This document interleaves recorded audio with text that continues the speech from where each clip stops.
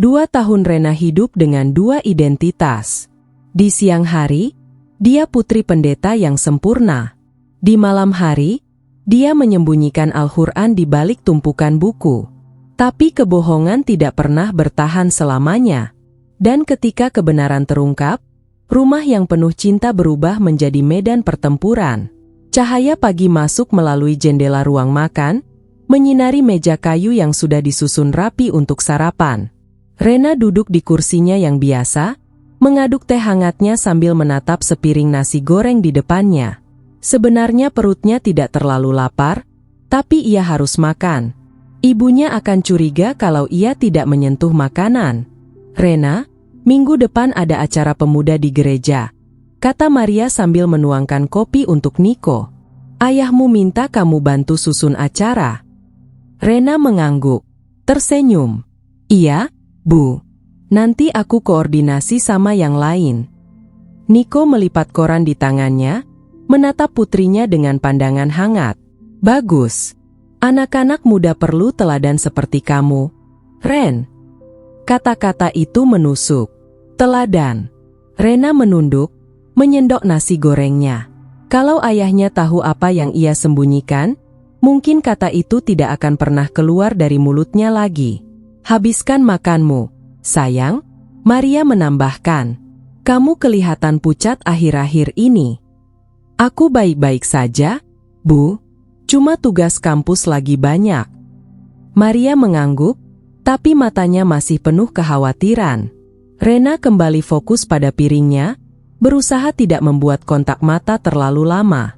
Setiap pagi seperti ini, ia merasa seperti berjalan di atas tali tipis. Satu kesalahan kecil, semuanya akan runtuh. Selesai sarapan, Rena pamit ke kampus. Di dalam mobilnya, ia menghela napas panjang. Hari ini puasa hari kedua minggu ini. Ibunya tidak tahu. Ayahnya tidak tahu. Tidak ada yang tahu kecuali Desi. Pikirannya melayang ke 2 tahun lalu, saat pertama kali ia bertemu Desi di kampus. Gadis itu duduk sendirian di kantin, membaca buku sambil sesekali menyeruput teh. Jilbabnya berwarna biru muda, sederhana tapi rapi. Rena ingat, saat itu ia penasaran, bagaimana rasanya hidup dengan keyakinan yang berbeda dari apa yang ia kenal. Awalnya hanya percakapan ringan tentang tugas kuliah, lalu berkembang menjadi obrolan tentang kehidupan, tentang tujuan, tentang pencarian makna. Desi tidak pernah menggurui. Ia hanya berbagi. Dan entah kenapa, setiap kali Desi bercerita tentang imannya, ada sesuatu dalam diri Rena yang tersentuh. "Kamu tahu, Ren," kata Desi suatu kali, "Islam itu sederhana. Kamu, Tuhan, dan hubungan langsung tanpa perantara. Rasanya bebas." Bebas. Kata itu menggema di kepala Rena berminggu-minggu. Ia mulai mencari tahu lebih banyak. Membaca artikel di internet, menonton ceramah dengan earphone di malam hari, mencatat ayat-ayat yang ia temukan menarik. Semua dilakukan diam-diam, seperti pencuri di rumah sendiri. Lalu datang malam itu. Malam di mana segalanya berubah. Di kamar kos Desi, Rena duduk dengan tangan berkeringat. Ia sudah membaca, sudah belajar, sudah yakin. Tapi mengucapkan syahadat terasa seperti melompat dari tebing. Tidak ada jalan kembali. "Aku siap," bisiknya pada Desi. Desi meraih tangannya, tersenyum lembut. "Pelan-pelan saja, Ren. Ikuti aku." Dengan suara bergetar dan air mata mengalir, Rena mengucapkan kalimat syahadat. Saat kata terakhir keluar dari mulutnya, ia merasa sesuatu di dadanya lepas. Beban yang tidak ia sadari selama ini ia pikul. Desi memeluknya erat. "Selamat datang, saudariku." Rena menangis di pelukan Desi, antara lega dan takut. Lega karena akhirnya ia menemukan apa yang dicarinya. Takut karena ia tahu apa artinya ini bagi keluarganya. "Des," bisiknya di antara tangis. "Aku belum siap memberitahu keluargaku." Desi mengelus punggungnya. "Aku mengerti. Ambil waktumu. Tapi suatu hari, kamu harus jujur."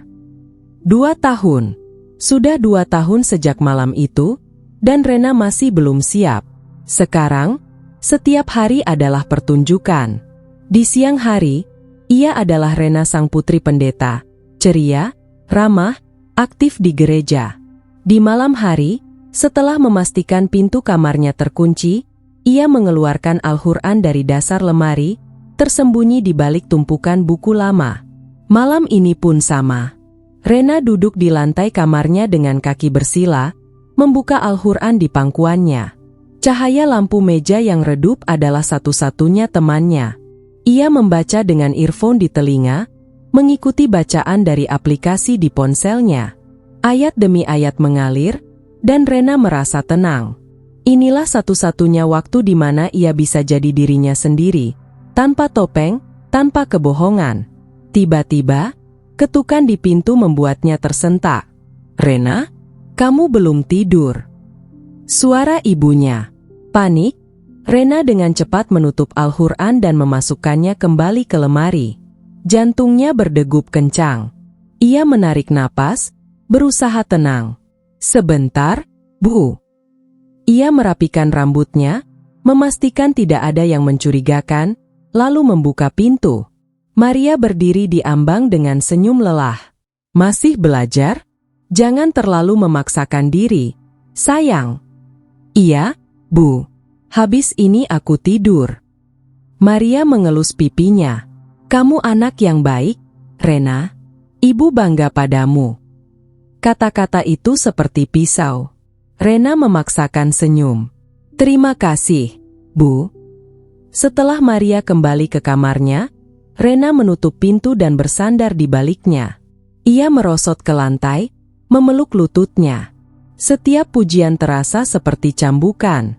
Setiap senyum ibunya membuatnya ingin menangis. Ia menatap lemari di mana Al-Quran tersembunyi, lalu menatap foto keluarga di meja belajarnya. Ayah, ibu, dan dirinya tersenyum bahagia. Kapan terakhir kali ia benar-benar bahagia tanpa beban? Rena bangkit, berjalan ke meja, dan mengambil buku catatannya. Ia menulis dengan tulisan tangan yang gemetar. "Ya Allah, berikanlah aku kekuatan untuk jujur suatu hari nanti. Aku tidak ingin terus berbohong pada orang yang aku cintai. Tapi aku juga takut kehilangan mereka. Tunjukkanlah jalan MU padaku." Ia menutup buku itu, mematikan lampu, dan berbaring di tempat tidur. Dalam gelap, ia menatap langit-langit kamar. Di suatu tempat antara takut dan harap, Rena memejamkan mata. Besok, ia akan kembali menjadi Rena yang lain. Anak pendeta yang sempurna. Gadis yang ceria dan patuh. Topeng yang ia kenakan dengan sangat baik. Tapi malam ini, di dalam kegelapan kamarnya, ia berbisik pada dirinya sendiri. Suatu hari, topeng itu harus turun. Suatu hari, ia harus memilih antara terus bersembunyi atau kehilangan segalanya. Dan di lubuk hatinya yang paling dalam, Rena tahu hari itu semakin dekat. Ia hanya berharap, saat hari itu tiba, ia cukup kuat untuk menghadapinya. Minggu pagi, gereja penuh sesak dengan jemaat yang datang untuk kebaktian. Rena berdiri di dekat pintu masuk, menyambut orang-orang dengan senyum ramah. Beberapa ibu-ibu mengelus bahunya dengan penuh kasih sayang. "Rena cantik sekali hari ini. Anak pendeta Niko memang selalu manis. Kapan kamu nikah, Ren? Pasti banyak yang naksir." Rena tertawa sopan, menjawab dengan kalimat-kalimat yang sudah ia hafal di luar kepala. Di dalam dadanya, ada rasa hampa yang menggerogoti. Setiap senyum yang ia lemparkan terasa palsu. Setiap kata yang keluar dari mulutnya seperti kebohongan yang ditumpuk di atas kebohongan lainnya. Saat kebaktian dimulai, ia duduk di barisan depan bersama keluarganya. Niko berdiri di mimbar, menyampaikan khotbah dengan suara yang penuh wibawa. Jemaat mendengarkan dengan khusyuk. Rena menatap ayahnya, dan hatinya mencelos. "Kebenaran akan membebaskan kita," kata Niko dengan tegas. "Kebohongan, sekecil apapun, adalah rantai yang mengikat jiwa kita. Hidup dalam kejujuran adalah hidup dalam terang." Ironi itu begitu menyakitkan. Rena menunduk, memainkan jemarinya di pangkuan. Ia hidup dalam kebohongan, dan ayahnya tidak tahu. Tidak ada yang tahu. Setelah kebaktian, keluarga mereka makan siang bersama di rumah. Maria memasak sayur asem dan ayam goreng, makanan favorit Niko. Rena duduk diam, hanya mengambil sayur dan nasi. "Kok cuma sayur, Ren? Ambil ayamnya juga," kata Maria. Rena menggeleng. "Enggak, Bu. Aku lagi ngurangin daging." "Ngurangin daging? Kenapa? Kamu sudah kurus begitu." "Aku lagi diet, Bu. Biar lebih sehat." Maria mengerutkan kening. "Diet? Kamu ini aneh. Dari dulu makan biasa-biasa aja, kok sekarang jadi pilih-pilih?" Niko ikut menatap Rena dengan pandangan menyelidik. "Kamu sakit, Ren?" "Enggak, ya. Serius. Aku baik-baik saja." Rena memaksakan senyum, tapi tangannya gemetar saat memegang sendok. Ia tidak bisa menjelaskan bahwa ia sedang puasa, bahwa ia tidak bisa makan daging yang tidak halal. Ia hanya bisa berbohong, lagi dan lagi. Sore hari, Rena pamit ke kampus untuk kerja kelompok. Maria menatapnya curiga. "Lagi? Kok akhir-akhir ini sering banget kerja kelompok?" "Tugas akhir semester, Bu. Banyak yang harus dikerjain bareng." "Jam berapa pulang?" "Mungkin malam, Bu. Tapi aku janji nggak terlalu larut." Maria menghela napas. "Hati-hati di jalan. Kabari kalau sudah mau pulang." Rena mengangguk dan segera keluar sebelum ibunya bertanya lebih banyak. Di dalam mobil, ia mengeluarkan napas lega. Malam ini ada kajian rutin yang ia ikuti. Kajian yang tidak boleh diketahui siapapun di rumahnya. Kajian berlangsung di sebuah rumah sederhana di pinggir kota. Rena merasa damai di sana, tidak perlu berpura-pura, tidak perlu takut. Ia bisa bertanya, bisa belajar, bisa menjadi dirinya sendiri. Tapi begitu kajian selesai dan ia pulang ke rumah, topeng itu harus kembali terpasang. Malam itu, saat Rena tiba di rumah, Maria sudah menunggunya di ruang tamu. Kerja kelompoknya lama sekali. Rena terkesiap. "Iya, Bu. Diskusinya agak panjang." "Dengan siapa?" "Teman-teman kampus." "Namanya siapa?" Rena mulai panik. Desi, sama yang lain-lain." Maria menatapnya tajam. "Rena, ibu merasa kamu menyembunyikan sesuatu." Jantung Rena berdegup kencang. "Enggak ada, Bu. Kenapa ibu bilang begitu?" "Kamu berubah. Ibu merasa ada yang berbeda dari kamu." Rena menggeleng cepat. "Ibu terlalu khawatir. Aku baik-baik saja, kok." Maria tidak terlihat yakin, tapi akhirnya mengangguk. "Baiklah, istirahat sana. Tapi ingat, kalau ada masalah, cerita sama ibu." "Iya, Bu." Rena bergegas ke kamar dan menutup pintu. Ia bersandar di balik pintu, merosot ke lantai. Hampir saja semuanya terbongkar. Tangannya gemetar, napasnya tersengal. Keesokan harinya di kampus, Rena bertemu Desi di kantin. Wajahnya terlihat lelah, mata sembab seperti habis menangis. Desi langsung tahu ada yang salah. "Ren, kamu kenapa?" Rena menggeleng, tapi air matanya tiba-tiba jatuh. Desi menariknya ke sudut yang lebih sepi, memeluknya. "Cerita sama aku." Aku nggak tahu harus sampai kapan seperti ini, Des," bisik Rena. "Setiap hari aku berbohong. Setiap hari hatiku tertusuk. Aku muak sama diriku sendiri." Desi mengelus punggungnya. "Mungkin saatnya kamu jujur, Ren.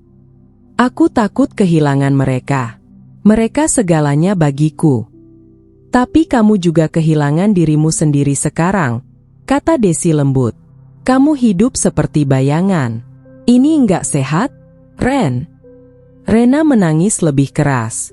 "Tapi kalau aku jujur, mereka pasti akan membuangku. Aku kenal mereka. Ayahku itu pendeta. Ibuku itu orang yang sangat religius. Mereka nggak akan pernah bisa menerima ini. Atau mungkin mereka akan terkejut, marah, tapi pada akhirnya mereka tetap orang tuamu. Rena menggeleng. Kamu nggak tahu, Des? Kamu nggak kenal mereka. Desi diam sejenak, lalu menatap Rena dengan serius. Tapi aku kenal kamu. Dan aku tahu kamu nggak bisa terus hidup seperti ini. Cepat atau lambat, semuanya akan terbongkar. Kata-kata Desi mengendap di hati Rena sepanjang hari. Ia tahu Desi benar, tapi ketakutannya terlalu besar untuk diatasi. Malam itu, Rena kembali ke rutinitas rahasianya. Pintu terkunci, Al-Quran di pangkuan, bacaan mengalir lewat earphone. Tapi kali ini, konsentrasinya buyar. Pikirannya terus-menerus pada percakapan dengan Desi. Ia berhenti membaca, menatap halaman yang terbuka. Ayat tentang sabar dan tawakal. Rena menarik napas panjang dan berbisik pada dirinya sendiri. Aku tahu aku harus jujur. Tapi ya Allah, aku belum siap. Tiba-tiba, tanpa ketukan, pintu kamarnya terbuka. Rena terlonjak, refleks berdiri dan menutup Al-Quran, tapi tidak cukup cepat. Maria berdiri di ambang pintu dengan mata melebar. Rena, kenapa pintunya dikunci lagi? Maria berhenti. Matanya tertuju pada Al-Quran yang Rena sembunyikan di belakang punggungnya. Waktu seakan berhenti. Apa itu? Tanya Maria dengan suara bergetar. Rena panik. Enggak ada apa-apa, Bu. Apa yang kamu sembunyikan? Dengan cepat, Rena memasukkan Al-Quran ke lemari dan menutupnya. Cuma buku, Bu. Buku kuliah. Maria melangkah masuk, wajahnya penuh curiga. Kenapa kamu sampai panik begitu? Kamu menyembunyikan apa? Enggak ada, Bu. Aku cuma kaget aja. Aku pikir ibu ketuk pintu dulu. Maria menatapnya lama, terlalu lama. Rena merasa seperti tubuhnya transparan, seperti semua rahasianya terlihat jelas. Rena, kata Maria pelan, kalau ada yang kamu sembunyikan, lebih baik kamu cerita sekarang. Enggak ada, Bu. Serius. Maria menghela napas. Kamu aneh akhir-akhir ini, Rena. Ibu tidak tahu apa yang terjadi, tapi ibu merasa kamu menjauh. Kata-kata itu menusuk.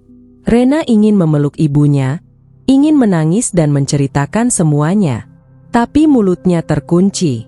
Maaf kalau ibu merasa begitu. Aku cuma lagi banyak pikiran soal kuliah. Maria menatapnya sejenak lagi, lalu mengangguk. Baiklah, tapi ingat, pintu ibu selalu terbuka kalau kamu butuh bicara.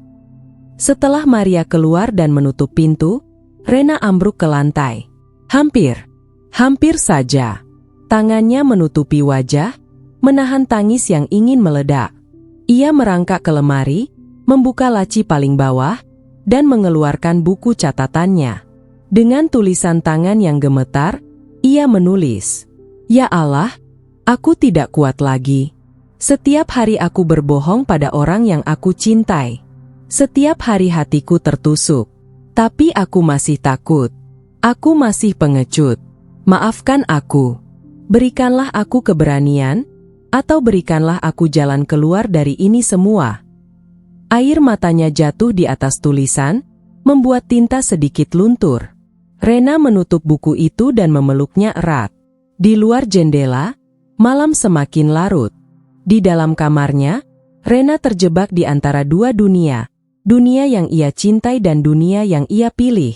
Dan semakin lama, celah di antara dua dunia itu semakin lebar. Semakin dalam, semakin menyakitkan. Ia tahu ia tidak bisa bertahan lebih lama lagi. Sesuatu harus berubah.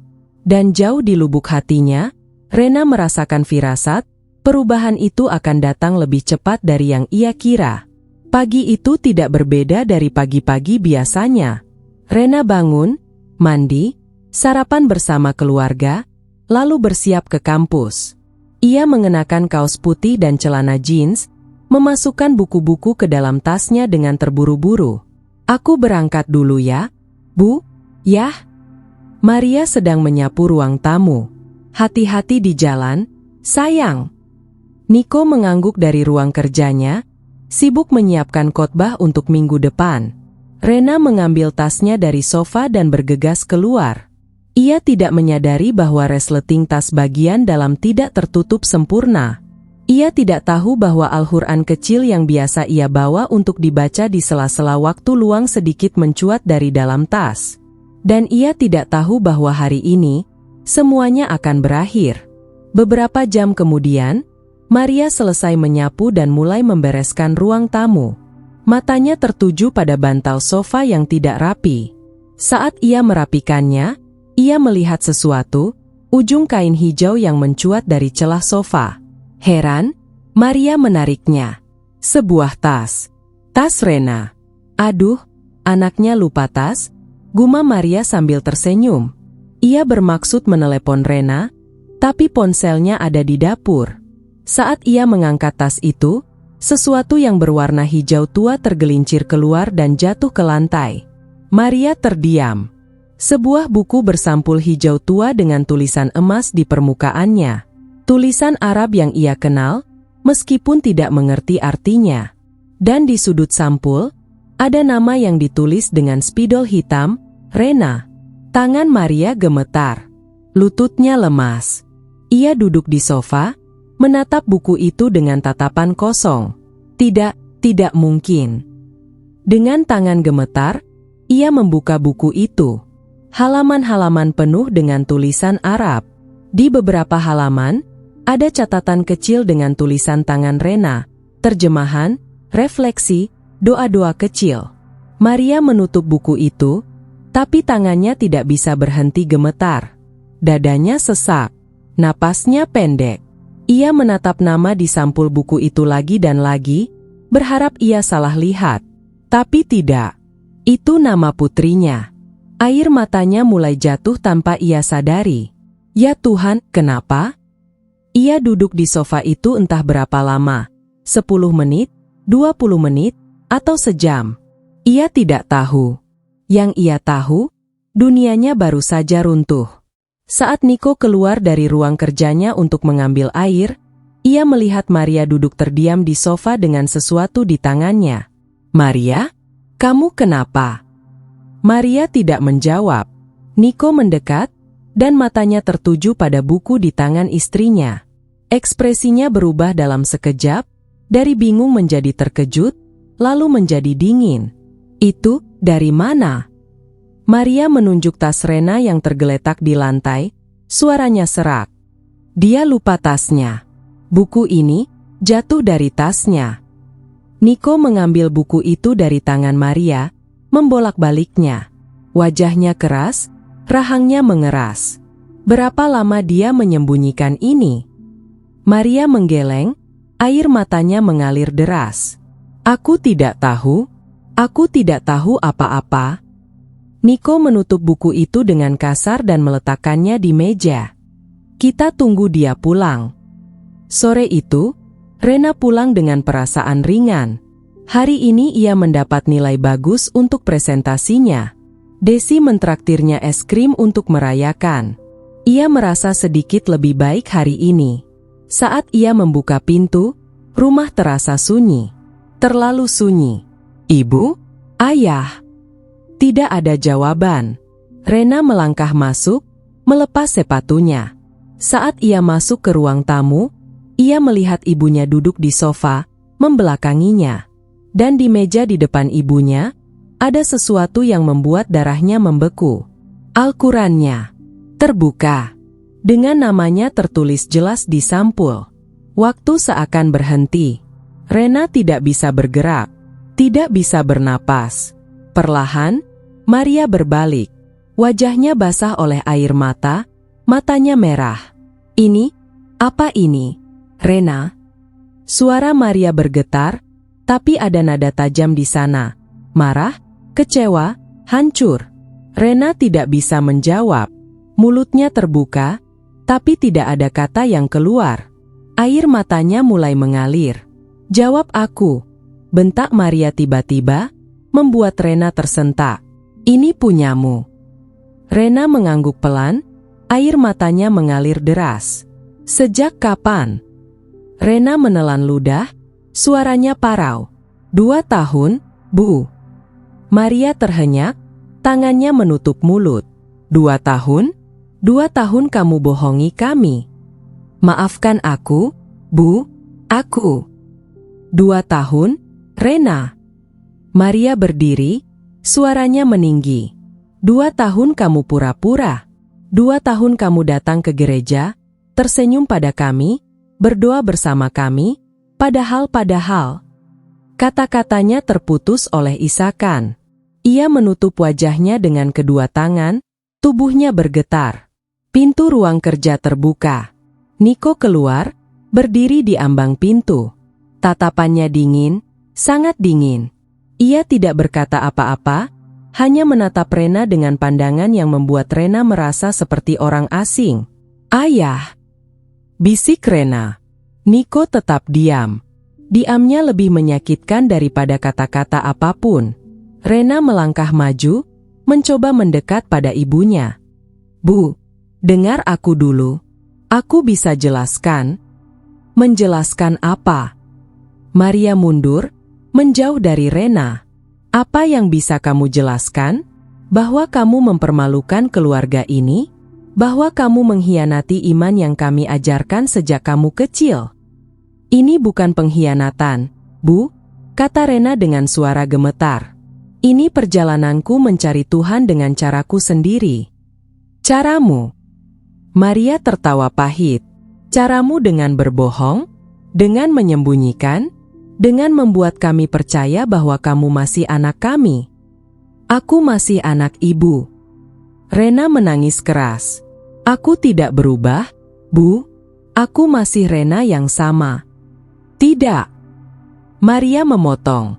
"Rena yang kukenal tidak akan melakukan ini. Rena yang kukenal tidak akan mengkhianati keluarganya." Kata-kata itu seperti pisau di dada Rena.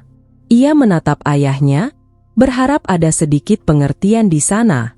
"Ayah, tolong, katakan sesuatu." Niko akhirnya berbicara, suaranya dingin dan tajam. "Apa yang harus ayah katakan, Rena? Bahwa ayah kecewa? Bahwa ayah merasa dikhianati oleh anak sendiri?" "Ayah, ini bukan tentang mengkhianati kalian." "Lalu tentang apa?" Niko melangkah maju, tatapannya menusuk. "Kamu tahu siapa ayah? Ayah pendeta, Rena. Ayah mengajarkan jemaat tentang kebenaran, tentang iman, tentang keluarga. Dan putri ayah sendiri melakukan ini.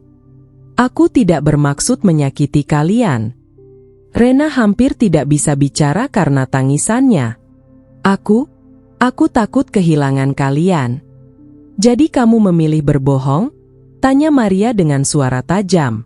"Kamu memilih menyembunyikan, berpura-pura, membuat kami terlihat bodoh." "Tidak, Bu. Aku cuma butuh waktu." 2 tahun bukan waktu, Rena," bentak Maria. 2 tahun itu penipuan." Rena jatuh ke lantai, menangis terseduh-seduh. Maafkan aku." Ia mencoba meraih tangan Maria, tapi ibunya mundur. "Jangan sentuh aku." Kata-kata itu lebih menyakitkan dari apapun. Rena menatap ibunya dengan mata penuh air mata. "Bu, kumohon." Maria menggeleng, air matanya terus mengalir. "Kamu mempermalukan keluarga ini, Rena. Kamu membuat kami jadi bahan tertawaan. Apa kata jemaat kalau mereka tahu?" "Aku tidak peduli apa kata orang lain," teriak Rena. "Aku hanya peduli pada kalian. Aku mencintai kalian. Kalau kamu mencintai kami, kamu tidak akan melakukan ini." Maria berteriak balik. "Kalau kamu mencintai kami, kamu tidak akan mengkhianati kami." "Ini bukan pengkhianatan. Ini pilihanku. Dan kami tidak bisa menerima pilihanmu itu, kata Niko dingin. Rena menatap ayahnya, hancur. Ayah, jangan bilang begitu. Sebaiknya kamu pergi dari rumah ini. Kata-kata itu jatuh seperti hukuman mati. Rena merasa dunianya runtuh. Ayah, ini rumahku juga. Bukan lagi, kata Niko tanpa emosi. Kamu sudah memilih jalanmu. Sekarang ikuti jalan itu. Di luar rumah ini. Maria menangis keras, tapi tidak membantah. Ia hanya berdiri di sana, membiarkan kata-kata Niko menggantung di udara. Rena bangkit dengan tubuh gemetar. Kalian serius? Tidak ada jawaban. Hanya tatapan dingin Niko dan isakan Maria. Dengan langkah gontai, Rena berjalan ke kamarnya.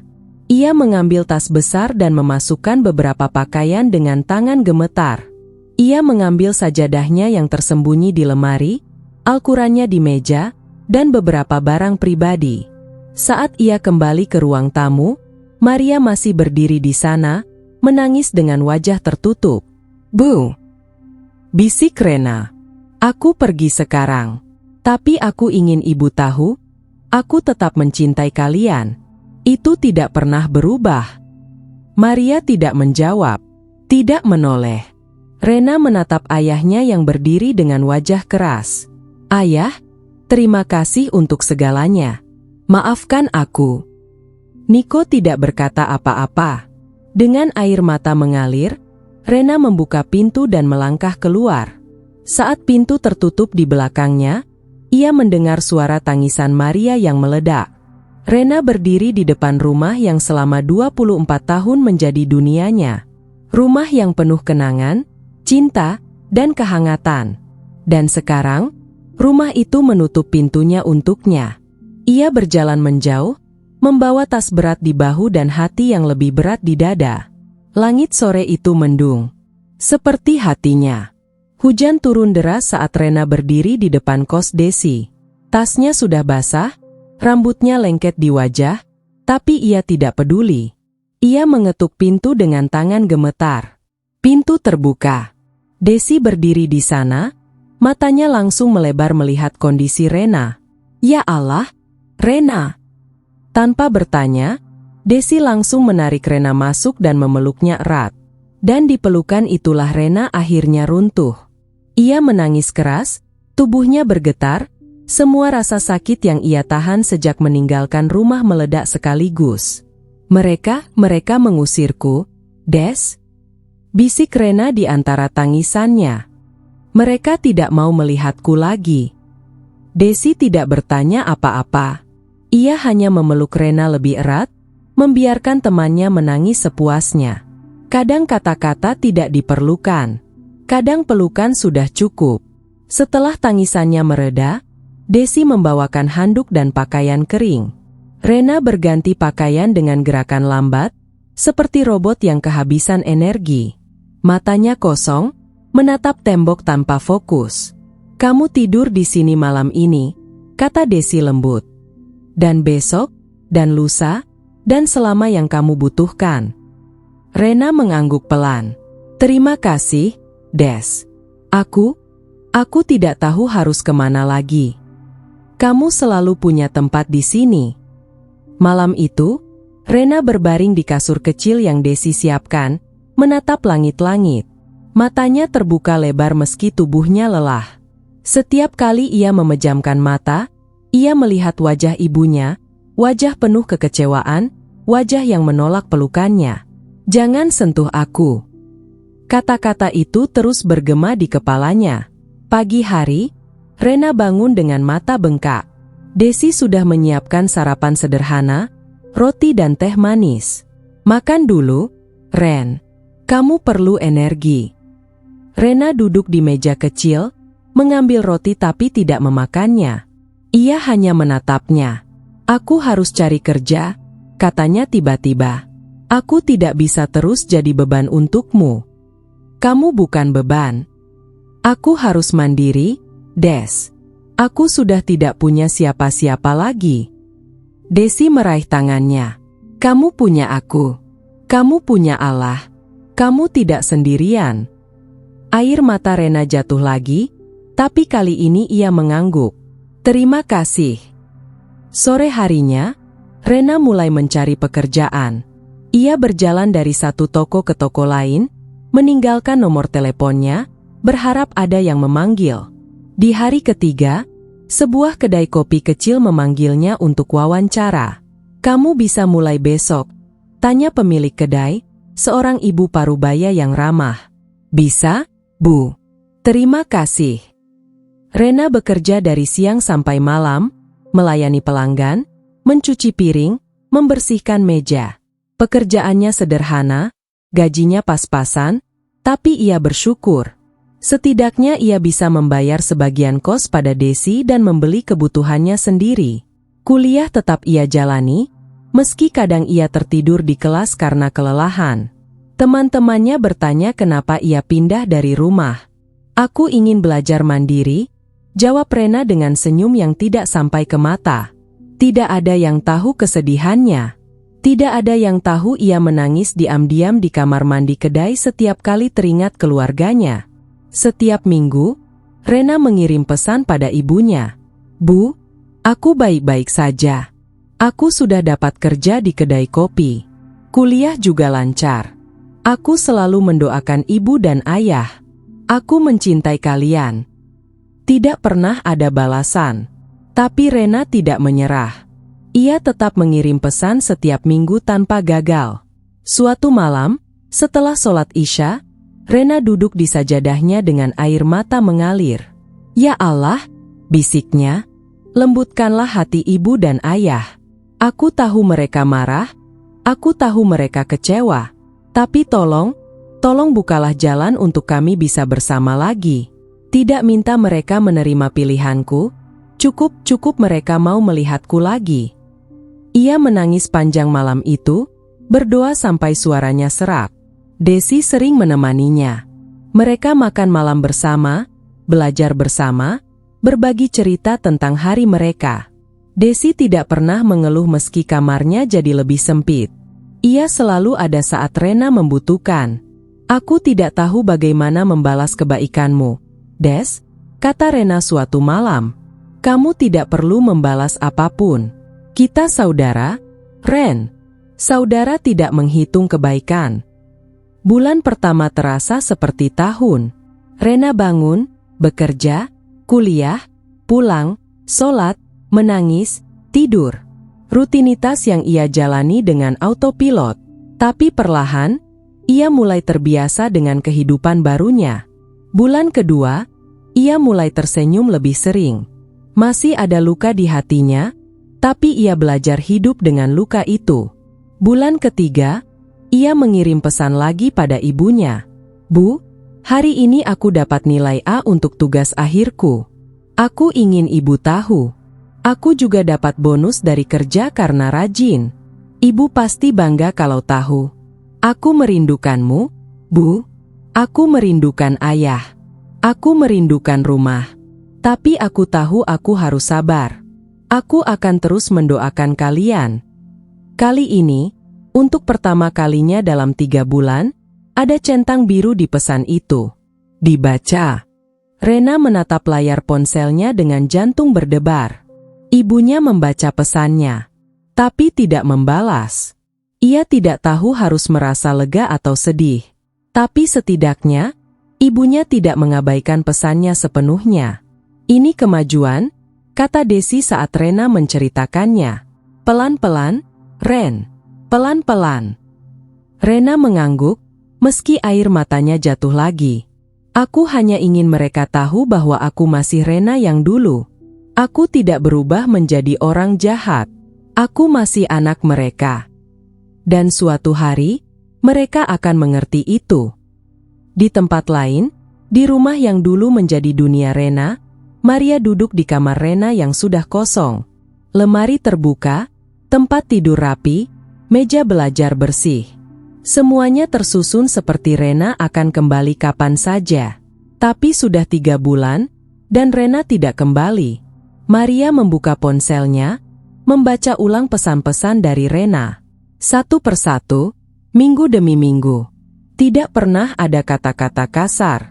Tidak pernah ada kebencian, hanya kabar baik, doa, dan kata-kata rindu. Air mata Maria jatuh di layar ponsel. "Kenapa kamu masih baik pada kami?" bisiknya pada foto Rena di meja belajar. "Kenapa kamu tidak marah? Kenapa kamu tidak membenci kami?" Di sebelahnya, Niko berdiri di ambang pintu. Ia melihat istrinya menangis di kamar anak mereka, dan hatinya terasa berat. "Maria." Maria menoleh, wajahnya basah oleh air mata. "Aku merindukannya. Aku merindukan anak kita. Aku tahu apa yang sudah kita lakukan." Maria menangis keras. "Apa yang sudah kita lakukan pada anak kita sendiri?" Niko tidak menjawab. Ia tidak tahu jawabannya. Malam itu, untuk pertama kalinya sejak Rena pergi, Maria membalas pesannya. "Rena, kamu di mana?" Hanya 3 kata. Tapi bagi Rena yang membacanya tengah malam, 3 kata itu seperti cahaya di ujung terowongan. Tangannya gemetar saat mengetik balasan. "Aku baik-baik saja, Bu. Aku tinggal di kos teman. Aku bekerja dan kuliah. Aku merindukanmu." Pesan terkirim. Rena menatap layar ponselnya dengan air mata mengalir. Ia menunggu, berharap ada balasan lagi. Dan balasan itu datang. "Ibu juga merindukanmu." Rena menangis dalam diam, memeluk ponselnya erat. 4 kata sederhana yang membuat hatinya yang retak terasa sedikit lebih utuh.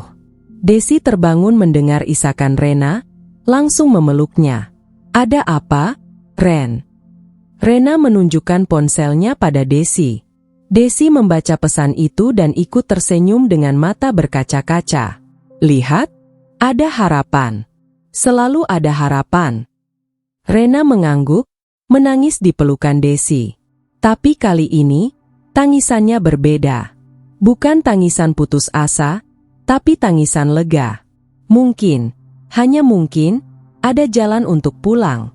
Mungkin keluarganya belum sepenuhnya menutup pintu. Dan malam itu, untuk pertama kalinya dalam 3 bulan, Rena tidur dengan sedikit damai di hati. 3 bulan telah berlalu sejak Rena pergi. Di rumah keluarga itu, segalanya terlihat sama tapi terasa sangat berbeda. Maria berdiri di depan kompor, mengaduk sayur dengan gerakan mekanis. Meja makan sudah disiapkan untuk 2 orang. Kursi ketiga, kursi Rena, kosong. Seperti setiap hari selama 3 bulan terakhir. "Sarapan sudah siap," kata Maria pelan. Niko keluar dari ruang kerjanya, duduk di kursinya yang biasa. Ia melirik kursi kosong itu sekilas, lalu mengalihkan pandangan. Mereka makan dalam diam, seperti biasanya akhir-akhir ini. "Bagaimana khotbahnya?" tanya Maria, mencoba mengisi keheningan. "Hampir selesai."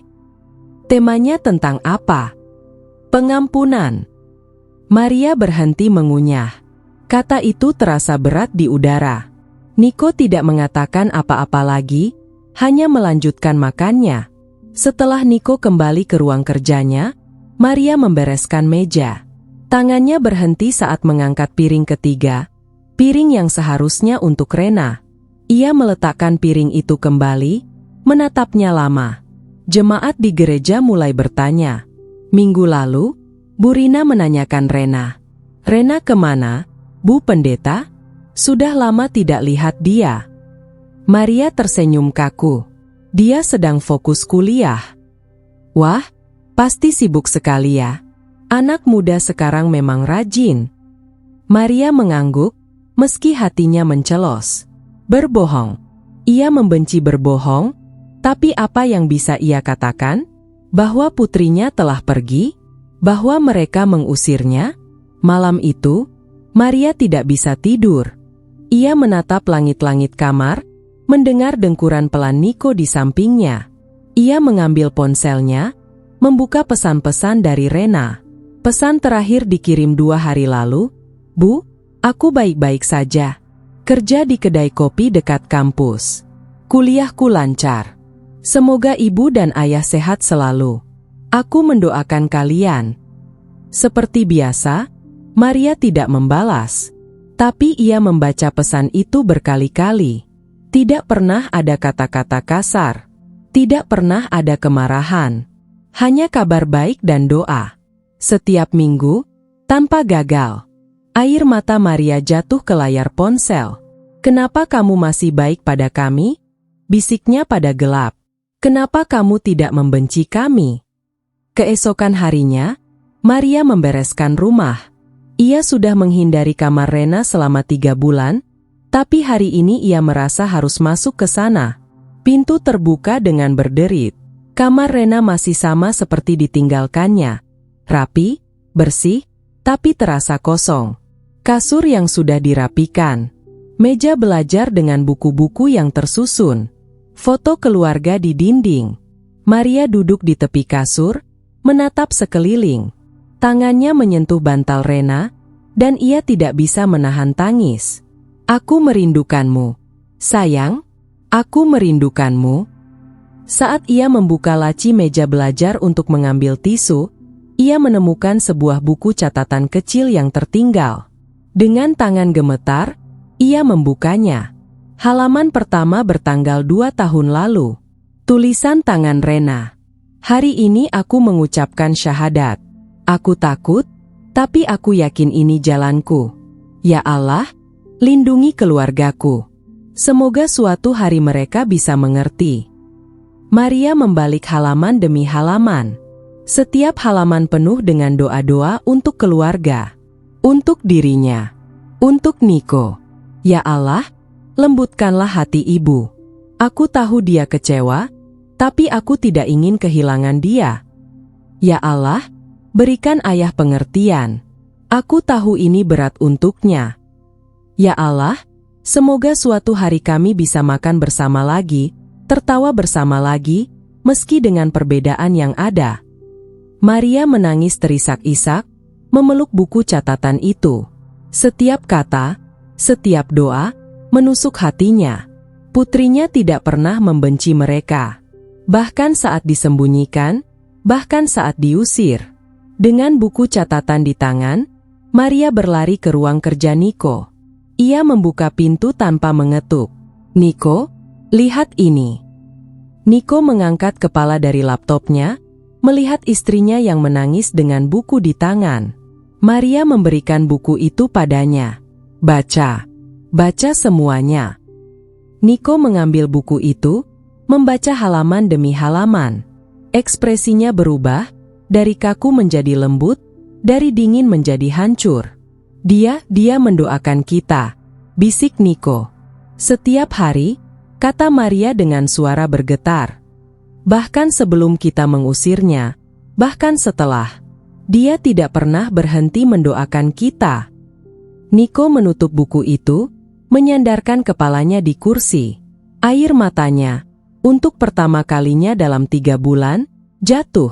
"Apa yang sudah kita lakukan, Maria?" Maria duduk di kursi di depan meja kerja Niko, menangis. "Kita mengusir anak kita sendiri." "Dia masih mengirim kabar?" tanya Niko pelan. Maria mengangguk.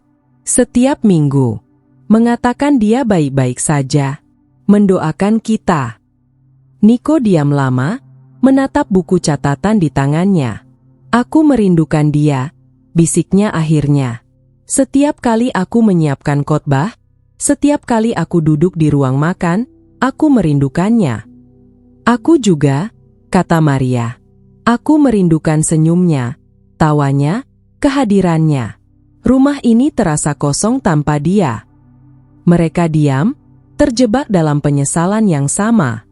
"Aku ingin menemuinya," kata Maria akhirnya. Niko menatap istrinya. "Maria, dia tetap anak kita. Niko, apapun yang terjadi, apapun yang dia pilih, dia tetap Rena kita." Niko menghela napas panjang. "Aku tahu di mana dia." Maria menatapnya terkejut. "Kamu tahu?" Aku mencari tahu. Lewat temannya, Desi. Dia tinggal di kos dekat kampus." "Sejak kapan kamu tahu?" "Sejak minggu pertama." Maria menatap suaminya dengan mata berkaca-kaca. Kenapa kamu tidak bilang? Karena aku masih marah. Masih kecewa. Tapi... Niko menatap buku catatan itu lagi. Tapi aku tidak bisa terus seperti ini. Aku tidak kuat. Maria berdiri. Aku mau ke sana. Sekarang. Hujan turun deras sore itu. Maria mengemudi dengan tangan gemetar, mengikuti alamat yang diberikan Niko. Hatinya berdebar kencang. Apa yang akan ia katakan? Apa yang akan dilakukan Rena? Ia sampai di depan kos sederhana, parkir di pinggir jalan. Dengan payung di tangan, ia berlari ke pintu dan mengetuk. Tidak ada jawaban. Maria mengetuk lagi, lebih keras. Pintu terbuka.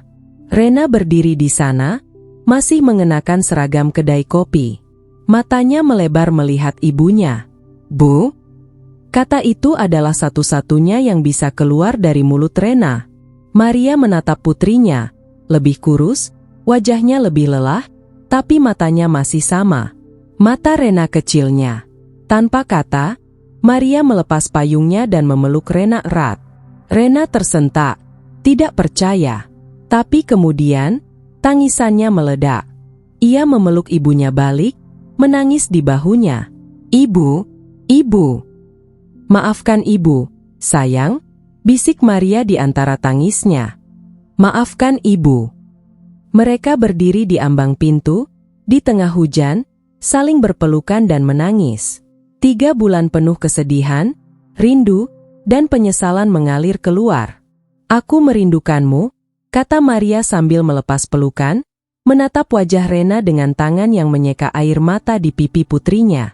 Aku sangat merindukanmu. Aku juga merindukan ibu. Bisik Rena. Keyakinanmu. Maria menarik napas. Ibu tidak mengerti. Ibu mungkin tidak akan pernah mengerti sepenuhnya. Tapi... Ia menatap mata Rena. Kamu tetap anakku. Apapun yang terjadi, kamu tetap Rena. Anak ibu. Rena menangis lagi. Kali ini adalah tangis lega. Tangis yang sudah ditahannya selama 3 bulan. Mereka masuk ke dalam, duduk di kasur kecil Rena. Kamar itu sederhana, hanya kasur, meja kecil, dan lemari.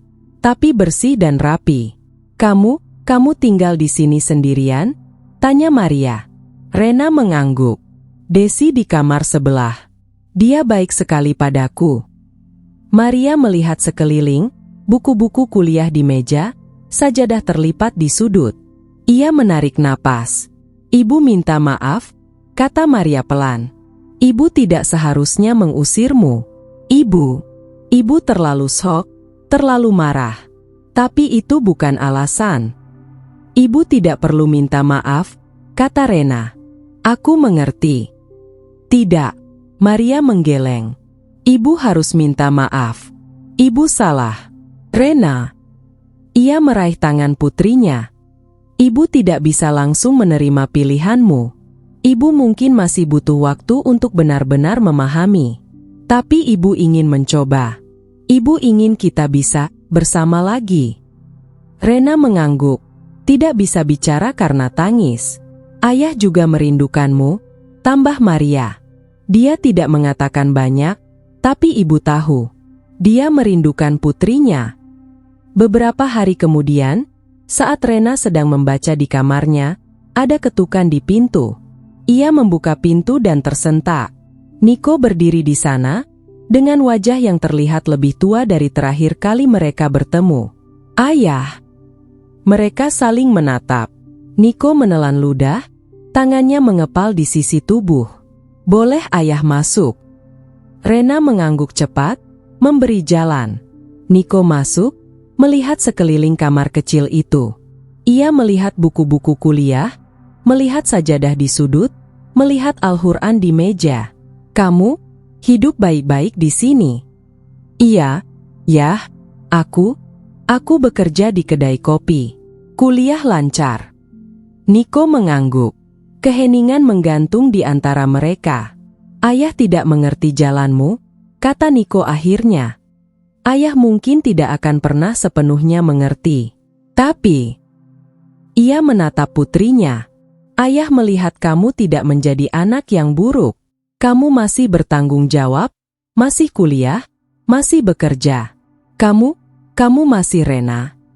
Rena menangis, menutup wajahnya. Ayah minta maaf sudah mengusirmu. Itu tidak seharusnya terjadi. Terima kasih, ya, bisik Rena. Niko melangkah maju, ragu-ragu, lalu memeluk putrinya. Pelukan yang kikuk tapi penuh arti. Pulanglah, bisiknya. Rumah itu rumahmu juga. Rena menangis di pelukan ayahnya, merasakan kehangatan yang ia rindukan selama 3 bulan. Dan untuk pertama kalinya dalam waktu yang lama, ia merasa ada harapan. Minggu pagi, Rena berdiri di depan rumah yang pernah menolaknya 3 bulan lalu. Tas kecil di tangannya terasa ringan, tapi langkahnya berat. Ia menarik napas panjang, lalu mengetuk pintu. Maria membuka pintu, dan senyumnya merekah. Kamu datang. Iya, Bu. Pelukan hangat menyambut Rena. Berbeda dari pelukan 3 bulan lalu yang penuh tangis, kali ini ada ketenangan di dalamnya. Maria mengelus rambut putrinya. Selamat datang pulang, sayang. Kata, pulang, terasa asing sekaligus melegakan. Rena melangkah masuk, melihat rumah yang sama tapi terasa berbeda. Niko keluar dari ruang kerjanya, mengangguk padanya. Sudah sarapan? Tanyanya. Belum, Yah. Bagus. Ibu sudah masak. Mereka duduk di meja makan, Rena di kursinya yang lama. Tapi kali ini, ada perbedaan. Di depan Rena, Maria meletakkan piring dengan menu yang berbeda dari yang lain. Tidak ada daging babi, semua halal. Rena menatap ibunya, terkejut. Ibu, masak ini khusus untuk aku. Maria tersenyum kecil. Ibu sudah belajar. Dari internet, dari bertanya ke teman-teman. Ibu tidak janji sempurna, tapi ibu ingin kamu merasa diterima di sini. Air mata Rena menggenang. Gesture kecil itu bermakna sangat besar. Terima kasih, Bu. Niko mengambil nasi, lalu berkata pelan. Kami tidak akan memaksamu datang ke gereja lagi. Rena menatap ayahnya. Tapi kami harap kamu menghormati kami juga. Tambah Niko. Saat kami beribadah, saat kami berdoa, itu bagian dari kami. Seperti keyakinanmu adalah bagian dari dirimu. Aku akan selalu menghormati kalian. Yah, aku janji. Maria menyeka air matanya.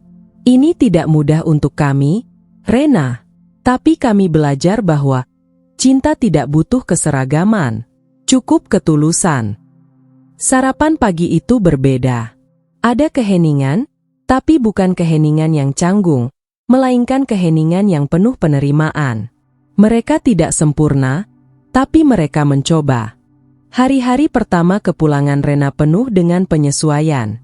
Ia sholat di kamarnya dengan pintu tidak dikunci lagi. Suara adzan dari ponselnya kadang terdengar hingga keluar, dan Maria tidak lagi mengetuk pintu dengan curiga.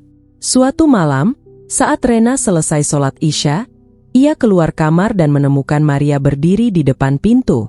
Ibu, sudah lama di sini. Maria menggeleng. Baru saja. Ibu hanya ingin memastikan kamu baik-baik saja. Aku baik, Bu. Maria menatap putrinya, lalu bertanya dengan hati-hati.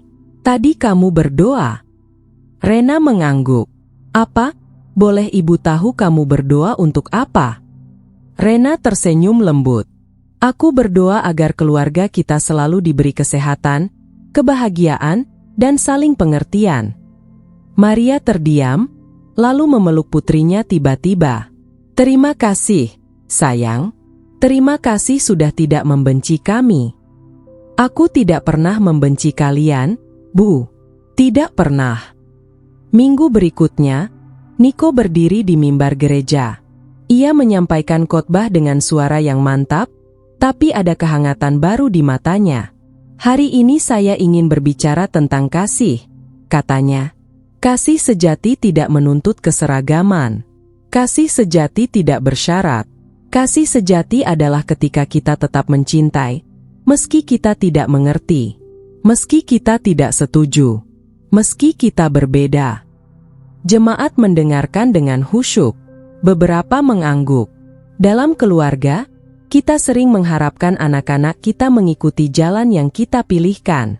Tapi kadang, mereka punya jalan sendiri. Dan sebagai orang tua, kita harus belajar melepaskan kendali. Percaya bahwa Tuhan memiliki rencana untuk mereka, bahkan jika rencana itu berbeda dari yang kita bayangkan. Di rumah, Maria menonton streaming kebaktian itu sambil memasak. Air matanya jatuh mendengar kata-kata suaminya. Ia tahu khotbah itu bukan hanya untuk jemaat, tapi juga untuk dirinya sendiri, untuk Niko sendiri, untuk keluarga mereka. Suatu sore, Rena membawa Desi ke rumah. Maria menyambut mereka di pintu dengan senyum. "Desi, kan? Masuk, masuk." Desi terlihat gugup. "Terima kasih, Bu." Mereka duduk di ruang tamu. Maria membawakan teh dan kue. "Terima kasih sudah menjaga Rena selama ini," kata Maria tulus.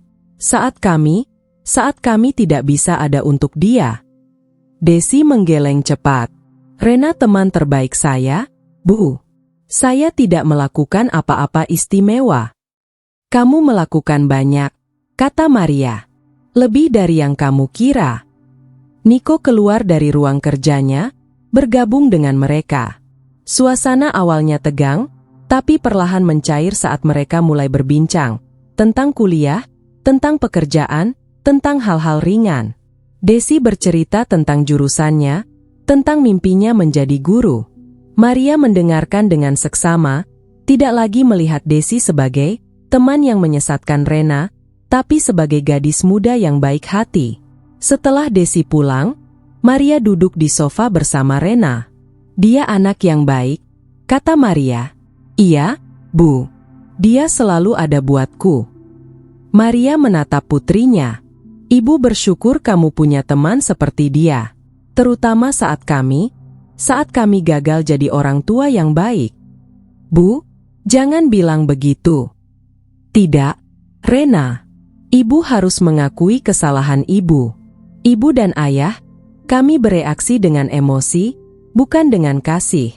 Kami lupa bahwa kamu tetap anak kami, apapun yang terjadi." Rena meraih tangan ibunya. "Yang penting sekarang kita bersama lagi." Maria tersenyum, meski air matanya berkaca-kaca. "Iya, yang penting kita bersama." Malam itu, seluruh keluarga berkumpul di ruang keluarga. Tidak ada televisi menyala, hanya percakapan ringan di antara mereka. "Bagaimana kuliahmu?" tanya Niko. "Baik, ya. Tinggal 1 semester lagi. Rencana setelah lulus. Aku ingin kerja di Ngo, yang fokus ke pendidikan anak-anak." Maria tersenyum. "Itu bagus sekali." "Ibu dan ayah mendukung?" tanya Rena hati-hati. Niko dan Maria saling pandang, lalu mengangguk. "Kami mendukung apapun yang kamu pilih," kata Niko. "Selama itu membuat kamu bahagia dan tidak merugikan orang lain." Rena tersenyum lega. Ini bukan jaminan bahwa semuanya akan selalu mulus. Masih ada momen-momen canggung, masih ada percakapan yang harus dihindari, masih ada luka yang perlu waktu untuk sembuh. Tapi ada sesuatu yang berbeda sekarang. Ada ruang untuk dialog. Ada ruang untuk perbedaan. Ada ruang untuk kasih yang tidak bersyarat. Beberapa minggu kemudian, Rena duduk di mejanya, membuka buku catatan yang pernah ditemukan Maria. Ia membaca doa-doa lama yang pernah ia tulis, lalu membuka halaman baru. Dengan tulisan tangan yang mantap, ia menulis, "Alhamdulillah, kami tidak sempurna. Kami masih belajar bagaimana menerima perbedaan. Masih ada momen-momen sulit, tapi kami bersama. Dan dalam kebersamaan itu, kami menemukan makna sejati dari sebuah keluarga." Cahaya sejati tidak memecah, melainkan menerangi. Dan kami telah menemukan cahaya itu, bukan dalam keseragaman, tapi dalam ketulusan. Bukan dalam kesempurnaan, tapi dalam upaya. Bukan dalam persetujuan, tapi dalam kasih. Ia menutup buku itu, menatap foto keluarga di mejanya. Foto yang sama, tapi sekarang dengan makna yang berbeda. Dari luar kamar, terdengar suara Maria memanggil, "Rena, makan malam sudah siap." "Iya, Bu. Sebentar." Rena berdiri, merapikan jilbabnya di depan cermin, sesuatu yang sekarang bisa ia lakukan dengan bebas di rumah ini. Ia tersenyum pada bayangannya sendiri. Saat ia keluar, ia melihat meja makan yang sudah tertata. 3 piring, 3 gelas, 3 kursi terisi. Keluarganya. Tidak sempurna, tapi utuh dengan caranya sendiri. "Ayo, sebelum dingin," kata Niko sambil duduk. Maria menarik kursi untuk Rena. "Ibu masak rendang. Resepnya ibu dapat dari temannya Desi. Mudah-mudahan enak." Rena menatap ibunya. "Haru, pasti enak, Bu." Mereka duduk bersama, makan bersama, tertawa bersama. Di ruang makan kecil itu, 3 manusia yang pernah terpisah oleh perbedaan kini belajar hidup berdampingan, berbeda, namun saling menjaga. Rumah itu tidak lagi dipenuhi kebohongan, tidak lagi dipenuhi topeng. Yang ada adalah kejujuran, penerimaan, dan kasih yang telah belajar melampaui batas-batas yang pernah terasa tidak mungkin ditembus. Dan di tengah perbedaan itu, mereka menemukan sesuatu yang lebih berharga dari keseragaman, ketulusan.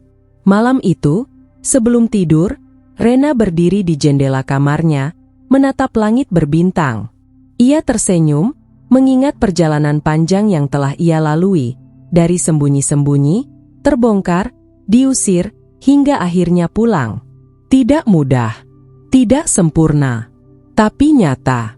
Dan dalam kenyataan itu, ada keindahan yang tidak bisa dijelaskan dengan kata-kata. Ia berbisik pada malam, pada bintang-bintang, pada Tuhan yang selama ini membimbingnya. "Terima kasih." 2 kata sederhana, tapi penuh syukur. Di rumah kecil itu, di antara perbedaan yang dulu terasa seperti jurang, kini tumbuh jembatan bernama kasih. Bukan karena mereka menjadi sama, tapi karena mereka memilih untuk saling memahami.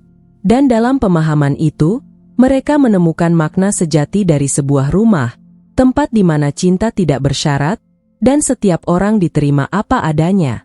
Cahaya sejati tidak memecah, melainkan menerangi. Dan mereka telah menemukan cahaya itu.